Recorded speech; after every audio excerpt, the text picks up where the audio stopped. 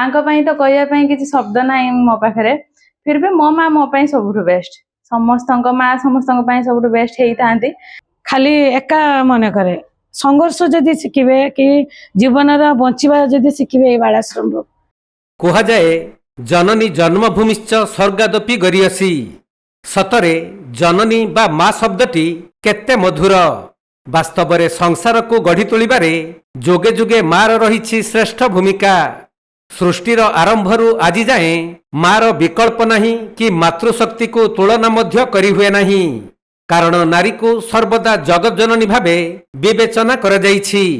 सेइथिपई सारा विश्व में मे 10 तारिख को विश्व मातृ दिवस बा मदर्स डे भावे पालन करा जाए।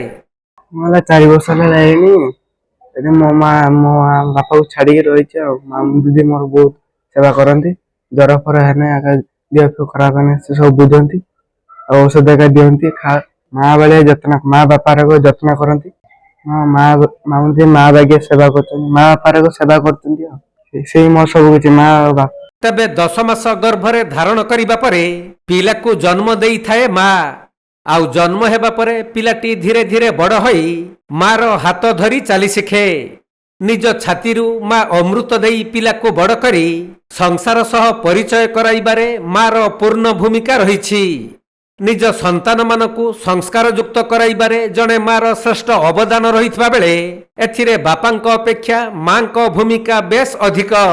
मु जेतेबेले 2.5 वर्ष रे थिली मो बाबांकर डेथ हेतला सेबेठू मु मो भाई को बड़ करचंदी मो भाई एमएससी कंप्लीट करचंती मु एबे पीजी कंप्लीट करली सबु मो माँ बुझांती सबु किछि सीए हमकु देइचंती सबुठू कहते गले सबुठू जदी एठी हमें रही कि ब्रांडेड जिंस भी जदी हमें भी एते पिंदुचे आज मो माँ को पई माँ को मुझे बाहागर हेली मोर पाठ पढ़ा मो भाई को पाठ पढ़ा सबु किछि मो माँ बुझी मो माँ सबुठू मो पाई बहुत बड़ बाबा गला पाखरु मु भी आमे भी जानिनु बाबा को कमी केबे हमको महसूस होबा पई देइनांती सब बेले बाबा को सहित तांको स्थान सी सब बेले रखी माँ को पई तो कहया पई किछि शब्द ना मो पाखरे फिर भी मो माँ मो पई सबुठू बेस्ट समस्त माँ समस्त सब बेस्ट होता हाँ से मुझे मो माँ आमको जी भल पाती आमठू बेसी भल पाती आमको बर पछरे रखीदे जे ना तो देह खराब है तू संभाली नब से कई ना से आगे संभाले तुम मान पर देखी आम आम माँ जीवन दान त्याग कर दे मो माँ बहुत कम छुट्टी नियंती। एमिति जणे माँ हेउछंती बालेश्वर सहदेव खुंटा भालियाडांग अंचलर मामुनी पंडा निजर सुख दुख भूली निज पिलांकु आदर्श पथरे चलिबा सिखाइबार व्रत नहीं सफल होइछंती मामुनी। तांकर 27 वर्षर जणे पुओ एवं 22 वर्षर जणे झियो अछंती। आज को 17 वर्ष धरी से शिशु जत्न अनुष्ठान बालेश्वर उत्कल बालाश्रम रे जणे सेविका भावे कार्य करी आसुछंती। निज पिलामानक अपेक्षा बालाश्रमर अंतेवासींक लालन पालन को अधिक गुरुत्व देई आसिछंती।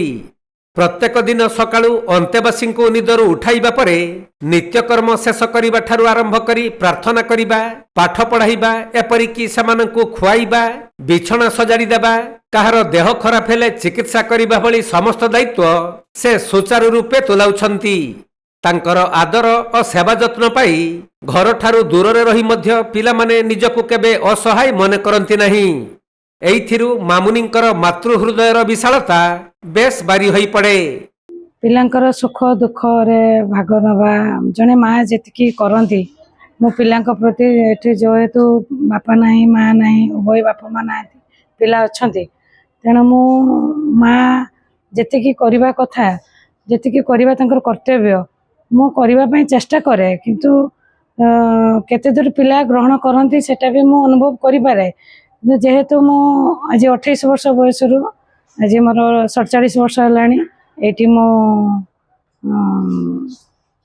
काम करी आछि तेणु एठिका पिला मानकर सुख दुख रे भाग नवा कि तांको देह खराब हवा कि तांकर पाठ पढ़ा सब क्षेत्र रे गोटे परिवार भली मु आज पर्यंत संगे योगदान दे काम करी आसछि। ସୁଖ ଯେଟା କହିଲେ ମୁଁ ତାଙ୍କର ଯେଉଁ ପ୍ୟାରେଡ଼ରେ କି ଖେଳରେ କି ପାଠପଢ଼ାରେ ଯେତେବେଳେ ସେମାନେ ଉନ୍ନତି ହୁଅନ୍ତି ଆସିକି ଦିଦି ବୋଲି ଜୁହାର ହେଇ ପଡ଼ନ୍ତି କି ସିଲ୍ଟା କପ୍ଟା ମୋତେ ଦେଖାନ୍ତି କି ସାର୍ଟିଫିକେଟ୍ଟା ଦେଖାନ୍ତି, ସେ ଖୁସିର ତ ତୁଳନା ମୁଁ ଆଜି ପର୍ଯ୍ୟନ୍ତ କରିପାରୁନି କି କରିପାରିବି ନାହିଁ। ମୋ ଜନ୍ମିତ 2 ଜଣ ପିଲା, ତ ଝିଅ 2.5 ବର୍ଷର ହେଇଥିଲା, ପୁଅ 9 ବର୍ଷର ସେତେବେଳେ ହେଇଥିଲା ମୁଁ ଯେତେବେଳେ ବାଳାଶ୍ରମ ଜଏନ୍ କରେ, ତା ବାପା ଗଲା ପରେ। ତେଣୁ ତାଙ୍କୁ ଯେତେବେଳେ ସେ କୁହନ୍ତି ମା ଏଇଟା ମୋର କରିଦିଅ, ମାନେ ରହ ତୁ ନିଜେ ଆଡ଼ଜଷ୍ଟ କରିପାରୁ, ଯେହେତୁ ସେମାନଙ୍କର କେହି ନାହାନ୍ତି, ମୋ ଅବଦାନ ମୋର କାମ ତାଙ୍କ ପାଖରେ ଆଗେ। ମୁଁ ଭାବୁଛି ମୁଁ ତ ଆଜି ପର୍ଯ୍ୟନ୍ତ ଚେଷ୍ଟା କରି ଆସିଛି ତାଙ୍କ ମା ଏଇ କାମ କରିବା ପାଇଁ, ଆଉ ସେଟା ଭଗବାନଙ୍କ ଉପରେ ଛାଡ଼ି ଦେଇଛି। ମୋ କାମରେ ମୁଁ ତୁଳନା କରିପାରେନି, ଯେତେବେଳେ ଯାହା ପାରେ କରିବା ପାଇଁ ଚେଷ୍ଟା କରେ, କରି ଚାଲିଛି। ଖାଲି ଏକା ମନେ କରେ ସଂଘର୍ଷ ଯଦି ଶିଖିବେ କି ଜୀବନର ବଞ୍ଚିବା ଯଦି ଶିଖିବେ ଏଇ ବାଳାଶ୍ରମରୁ, ମୁଁ ବହୁତ କିଛି ଶିଖିଛି ବାଳାଶ୍ରମରୁ, କେମିତି ସଂଘର୍ଷ କରନ୍ତି। ମା ବାପାକୁ ଛାଡ଼ିକି ପିଲା ଏଠି ରହିଛନ୍ତି ମାନେ ନିଶ୍ଚିତ ସେମାନେ ସଂଘର୍ଷ କରି ଚଳୁଛନ୍ତି। ଆମେ ସମ୍ପୂର୍ଣ୍ଣ ନିଜ ଜନ୍ମ କଲା ମା ଆମ ଭିତରେ ବହୁତ ତଫାତ୍ ଅଛି, ଚେଷ୍ଟା କରୁଛୁ କିନ୍ତୁ ସମ୍ପୂର୍ଣ୍ଣ ମା ଆମେ ତାର ସ୍ନେହ ମମତା ଦେଇପାରୁନାହୁଁ, ମୁଁ ବି ଜାଣିପାରୁଛି, କିନ୍ତୁ ଚେଷ୍ଟା କରୁଛୁ। କିନ୍ତୁ ସେମାନେ ସଂଘର୍ଷ କରି ବଞ୍ଚନ୍ତି, ସେଇ ସଂଘର୍ଷ ବି ମୁଁ ବି କିଛି ତାଙ୍କ ପାଖରୁ ସଂଘର୍ଷ ଶିଖିକି ଆଜି 18 ବର୍ଷ ହେଲା ସେ ଗଲେଣି। 18 ବର୍ଷ ସଂଘର୍ଷରେ ମୁଁ ସେଇ ସଂଘର୍ଷ ଉପରେ ମୁଁ ବି ବଞ୍ଚି ଚାଲିଛି। 1997 ମସିହା ମେ ମାସ 19 ତାରିଖରେ ମୟୂରଭଞ୍ଜ ଜିଲ୍ଲା ବୈଶିଙ୍ଗା ଅଞ୍ଚଳର ସୁଶାନ୍ତ ଦାସଙ୍କ ସହିତ ମାମୁନିଙ୍କର ହୋଇଥିଲା ବିବାହ। କିଛି ବର୍ଷ ଧରି ସୁଖରେ ସେମାନଙ୍କ ସଂସାର ବିତିବା ପରେ 2007 ମସିହା ମାର୍ଚ୍ଚ ମାସରେ ତାଙ୍କ ସ୍ୱାମୀଙ୍କୁ ହତ୍ୟା କରାଯାଇଥିଲା, ଯାହା ମାମୁନିଙ୍କ ପାଇଁ ଥିଲା ବିଡ଼ମ୍ବନାର ବିଷୟ। ସ୍ୱାମୀଙ୍କୁ ହରାଇବା ଦୁଃଖରେ ସେ ଭାଙ୍ଗି ନ ପଡ଼ି ନିଜର 2 ପିଲାଙ୍କୁ ମଣିଷ କରିବା ପାଇଁ ଆଗେଇ ଆସିଥିଲେ। ଆଉ 2009 ମସିହାରେ ବାଳାଶ୍ରମରେ ନିଜର ଚାକିରି ଜୀବନ ଆରମ୍ଭ କରି ଏଠାରୁ ମିଳୁଥିବା ବେତନରେ ନିଜ ଝିଅ ଓ ପୁଅଙ୍କୁ ପାଠ ପଢ଼ାଇ ଉଚ୍ଚଶିକ୍ଷିତ କରାଇ ପାରିଛନ୍ତି। ପରେ ଝିଅକୁ ବିବାହ କରାଇ ଦେଇଥିବା ବେଳେ ଏବେ ନିଜର ସନ୍ତାନମାନଙ୍କ ଅପେକ୍ଷା ବାଳାଶ୍ରମର ପିଲାମାନଙ୍କୁ ଉତ୍ତମ ନାଗରିକ କରି ଗଢ଼ି ତୋଳିବାକୁ ମାମୁନି ପ୍ରାଥମିକତା ଦେଇଛନ୍ତି। ସେହିପରି ସଂସ୍କାରଯୁକ୍ତ କରାଇବାରେ ଜଣେ ମାର ଶ୍ରେଷ୍ଠ ଅବଦାନକୁ ତାଙ୍କ ପୁଅ ଝିଅ ସ୍ୱାଗତ କରିଛନ୍ତି। ସ୍ନେହ, ଅନୁରାଗ, ବାତ୍ସଲ୍ୟ ଓ ମମତାରେ ଗଢ଼ି ତୋଳିଥିବା ମାମୁନିଙ୍କ ଗୁରୁଦାୟିତ୍ୱକୁ ପ୍ରଶଂସା କରନ୍ତି ଶିଶୁ ମଙ୍ଗଳ କମିଟିର ସଦସ୍ୟମାନେ। କଥାରେ ଅଛି, ମାର ଆଶୀର୍ବାଦରେ ହିଁ ପିଲାମାନଙ୍କ ମଙ୍ଗଳ ସାଧିତ ହୋଇଥାଏ। ମମତାମୟୀ ମା ସବୁ ଦୁଃଖକୁ ଭୁଲିଯାଇ ପିଲାଙ୍କୁ ମଣିଷ କରୁଥିବା ବେଳେ ସେମାନେ ମଧ୍ୟ ତାଙ୍କ ପ୍ରତି ଥିବା କର୍ତ୍ତବ୍ୟ ସମ୍ପାଦନ କଲେ ତାହା ହିଁ ହେବ ମା ପ୍ରତି ଉଚିତ ସମ୍ମାନ। ତେବେ ଏ ବାଳାଶ୍ରମରେ ଯଦି ଗୋଟେ ମା ବୋଲି କୁହାଯିବ କାହାକୁ, ବା ମାତୃ ସ୍ନେହ, ଶ୍ରଦ୍ଧା, ସେବା, ତାର ଗୋଟେ ଜ୍ୱଳନ୍ତ ଉଦାହରଣ ବା ଗୋଟେ ମୂର୍ତ୍ତି ମୁଁ ଦେଖିବାକୁ ପାଏ ମାମୁନି ପଣ୍ଡା। ଶ୍ରଦ୍ଧାରେ ତାକୁ ସମସ୍ତେ ପିଲା ଏବଂ ଆମେ ମାମୁନି ଦିଦି ବୋଲି କହୁଥାଉ। ଦୀର୍ଘ 17 ବର୍ଷ ଧରିକି ସେଠି କାମ କରୁଛନ୍ତି। ମୋର ଏଇଟା 2ୟ ଟର୍ମ ଏବଂ ଆମେ ପାଖାପାଖି ପ୍ରଥମେ 4 ବର୍ଷ, ଏଥର 3 ବର୍ଷ, ପାଖାପାଖି 7 ବର୍ଷ ଆମେ ଏଇ ଯେଉଁ ଶିଶୁ ମଙ୍ଗଳ କମିଟିରେ ରହିଲୁଣି। ଏବଂ ବାଳାଶ୍ରମ ଭିତରେ ଆମର ଅଫିସ୍, ୟା ଭିତରେ ଆମେ ଓତପ୍ରୋତ ଭାବରେ ବାଳାଶ୍ରମର ପିଲା, ବାଳାଶ୍ରମର କର୍ମଚାରୀ ଏବଂ ବିଶେଷ କରି ଯେଉଁମାନେ ହାଉସ୍ ମାଦାର ବା ପିଲାଙ୍କର ମା ହିସାବରେ ଯେଉଁମାନଙ୍କୁ ଏଠି ରଖାଯାଇଛି, ସେମାନଙ୍କ ଭିତରେ ମାମୁନି ଦିଦି ସେ ହେଉଛି ଏକ ଜ୍ୱଳନ୍ତ ମୂର୍ତ୍ତିମନ୍ତ ଉଦାହରଣ। ସେ ପିଲାକୁ କେବଳ ଯେ ଯତ୍ନ ଏବଂ ସୁରକ୍ଷା ଦିଅନ୍ତି ତା ନୁହେଁ, ନିଜ ପିଲାଠାରୁ ବଳି ସ୍ନେହ କରନ୍ତି, ଶ୍ରଦ୍ଧା କରନ୍ତି, ଭଲ ପାଆନ୍ତି, ତାଗିଦ କରନ୍ତି।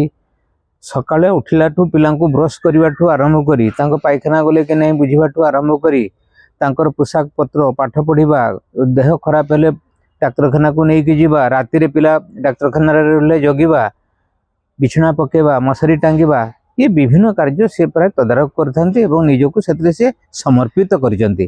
जणे समर्पित व्यक्ति से, तेणु निज माँ अपेक्षा पिला माने एठी अधिक मातृत्वर स्नेह पाउछंती।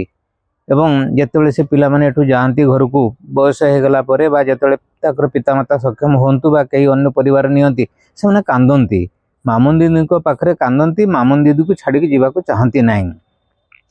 ଯେତେବେଳେ କୌଣସି ନୂଆ ଛୁଆ ଆସିକି ଏଠି ପହଞ୍ଚେ, ପ୍ରଥମେ ସେ ରହିବାକୁ ଅସಮ್ಮତି ପ୍ରକାଶ କରୁଥାଏ, କିନ୍ତୁ ମାମୁନି ଦିଦି କୂଳକୁ ଯେତେବେଳେ ସେ ଯାଏ, ତାଙ୍କ ଆଶ୍ରୟରେ ଯତ୍ନ ସୁରକ୍ଷା ତଦାରଖ ଭିତରେ ସେ ଯେତେବେଳେ ପହଞ୍ଚେ, ତାପରେ ସେ ଆଉ ଯିବାକୁ ଚାହେଁନି।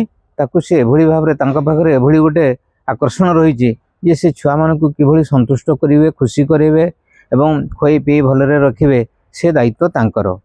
ତେଣୁ ନିଜର ମା ଅପେକ୍ଷା ଏଠି ଶହ ଶହ ପିଲାଙ୍କର ଯେ ମାର ଭୂମିକା ନିର୍ବାହ କରୁଛନ୍ତି, ସେ ହେଉଛନ୍ତି ଆମର ପ୍ରିୟ ମାମୁନି ଦିଦି, ମାମୁନି ପଣ୍ଡା।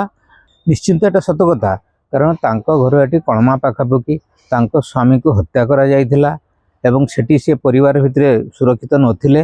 ସେତେବେଳେ ବାଳାଶ୍ରମରେ ତାଙ୍କୁ ଚାକିରି ଦିଆହେଇଥିଲା। ବାଳାଶ୍ରମର ଦୁଇଟା ଛୋଟ ଛୋଟ ପିଲାକୁ, ଗୋଟେ ପୁଅ ଗୋଟେ ଝିଅକୁ ନେଇକି ସେ ଏଠି ଆସିକି ଅନ୍ୟ ପିଲାଙ୍କ ସହିତ ରହିଲେ।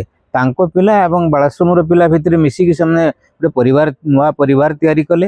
ବର୍ତ୍ତମାନ ଯଦି କୁହାଯିବ ଏଇ ବାଳାଶ୍ରମ ହେଉଛି ତାଙ୍କ ପରିବାର, ସେ ନିଜ ପରିବାରକୁ ଭୁଲି ଯାଇଛନ୍ତି। ନିଜ ପିଲା ପୁଅ ଝିଅକୁ ଯେଭଳି ଯତ୍ନ କରନ୍ତି, ଆଜି ତାଙ୍କ ଝିଅ ପିଜି କମ୍ପ୍ଲିଟ୍ କରିଛି ଏବଂ ଏବେ ନିକଟରେ ବିବାହ କରିଛି। ବାଲେଶ୍ୱରରୁ ପ୍ରସେନଜିତ ସେଠୀଙ୍କ ସ୍ୱତନ୍ତ୍ର ରିପୋର୍ଟ, କୋଣାର୍କ ଲାଇଭ୍।